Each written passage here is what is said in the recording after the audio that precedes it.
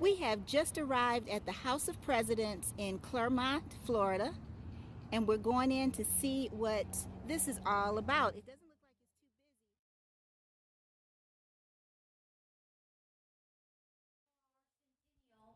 it's too busy. In Philadelphia in 1876. Wow.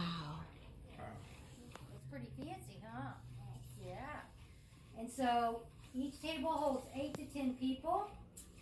A lunch would be 6 courses and dinner would be 12. And this is an example of Benjamin Harrison's China.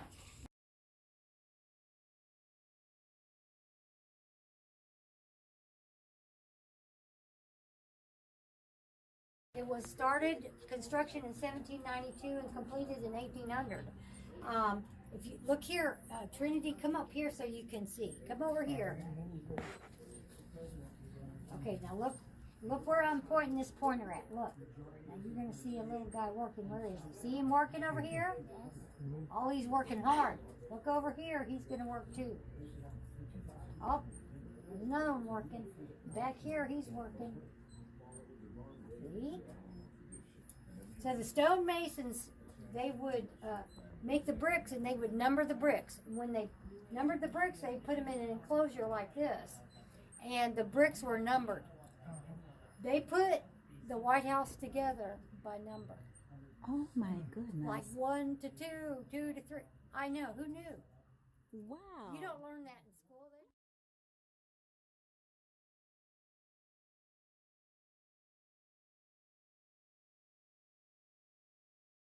Testing the Vietnam War. We know that most people's intentions are good. We don't question their motives. We never said they're unpatriotic. Although they say some pretty ugly things about us. This is how President Kennedy's Oval Office appeared. This is President Johnson.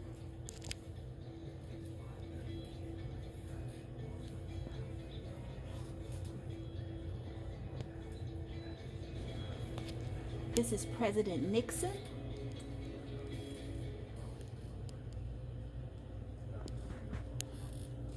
This is President Lincoln's cabinet room.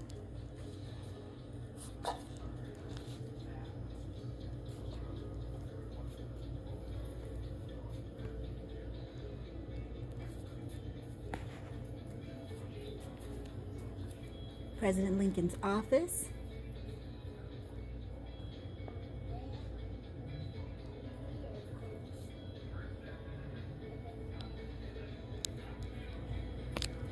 This is Roosevelt and Truman's World War II War Room.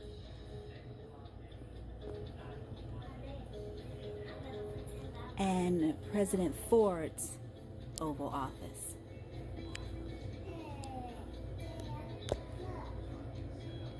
Curious absence from their offices. This is the East Wing, where the First Lady spends her time. There have been some pranks where folks had This is the Oval Office. another office, and so it took some time to unscramble. And the moving trucks here represent the documentary on the Discovery Channel that showed the process of moving the presidents in and out. When the election happens and there's the change in presidents, how they've got to move everything in and out of the White House in 6 hours.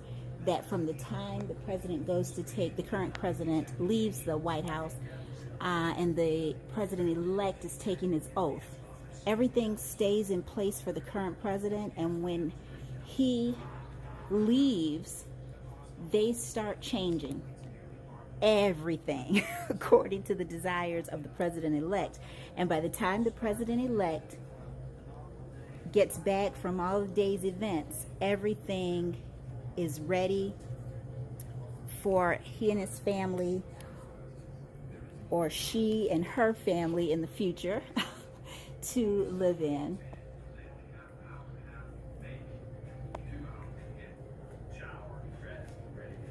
They said that that replica of the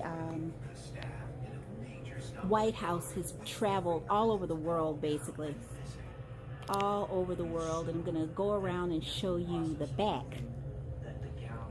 of the White House now. I just wanted to get all of this in so that you can see just about as much as we're seeing. This is truly a neat little place. It's not a huge museum. It's very, very informative. There's lots of information, some replicas of different things, and a lot of original pieces dating all the way back to the 1800s.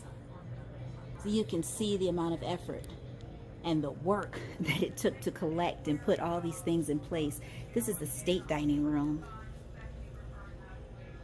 decorated for Christmas. And I'll show you the back of the White House now.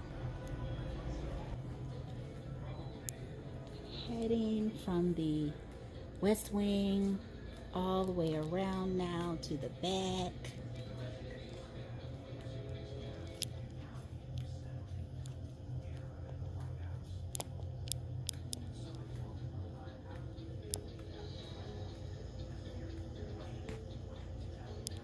This would be the first floor of the West Wing.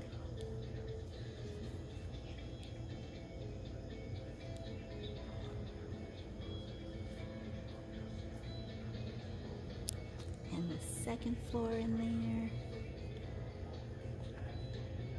There's President Obama and Michelle Obama.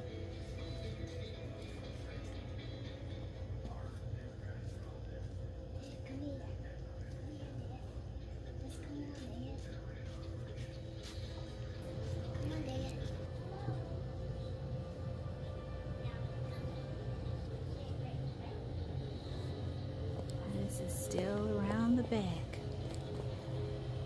This would be the First Lady's sitting room up top. The President's bedroom. The state dining room. The library.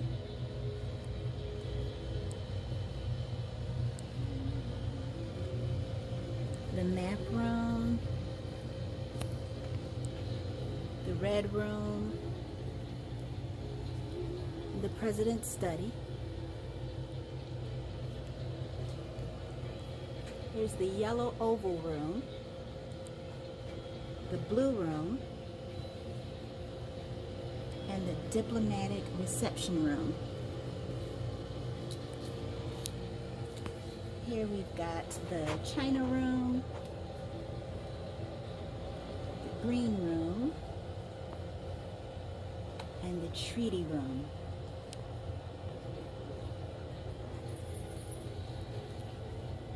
Lincoln bedroom, and Lincoln sitting room, East room, just pretty gorgeous, and the Vermeil room. And then this is the First Family's Theater.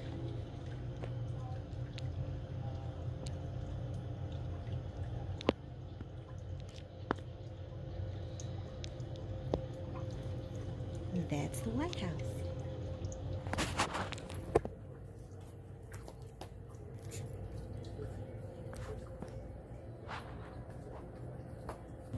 These are more offices of the presidents. So this is President Bush's oval.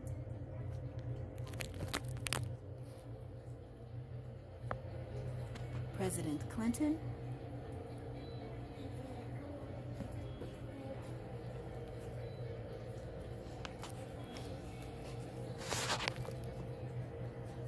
This is, well, there's no sign here, so I'm not sure whose this one is. Tran, can you hit the red button over there?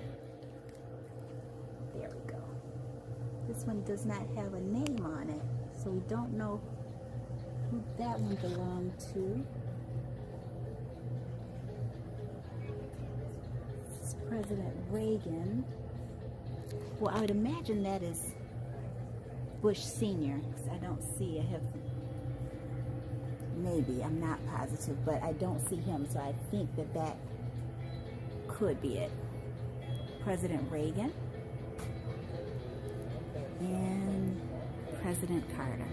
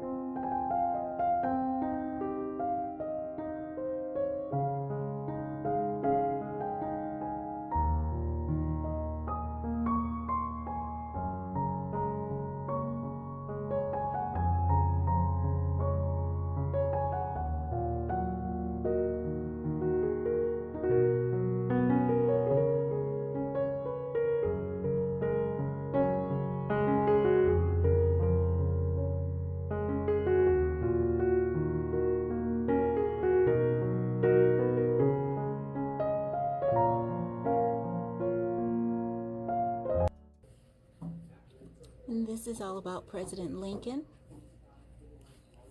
It's an older photo of him. I've never seen that before. I said older, but I meant a younger photo of him.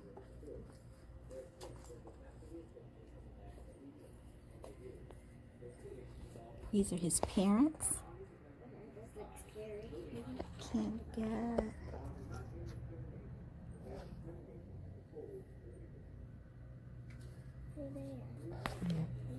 This is the first edition, and I'm sure that's a replica of the preliminary Emancipation Proclamation. This is an original Lincoln torch from a parade in 1864.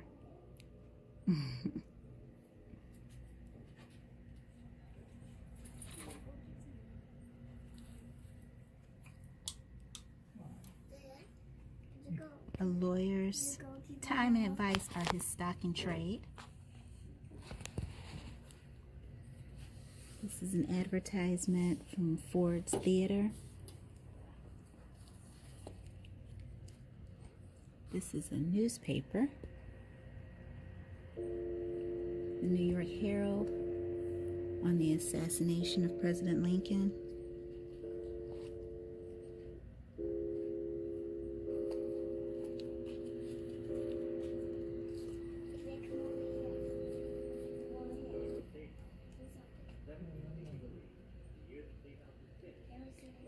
And this says at the top, with malice toward none, with charity for all. And this is the Philadelphia Inquirer reporting on the funeral of President Lincoln.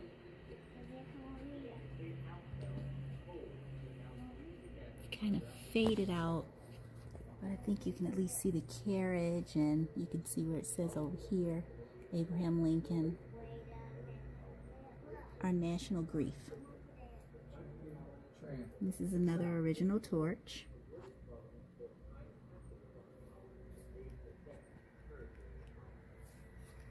And books about Lincoln. And these are the women who ran for president prior to Hillary Clinton.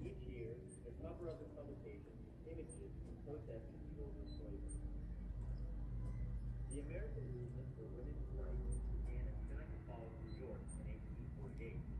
This early women's rights movement focused primarily on the right to vote, yet their desire was for women to And this is very appropriate considering that tomorrow is Mother's Day. This is a book on first mothers.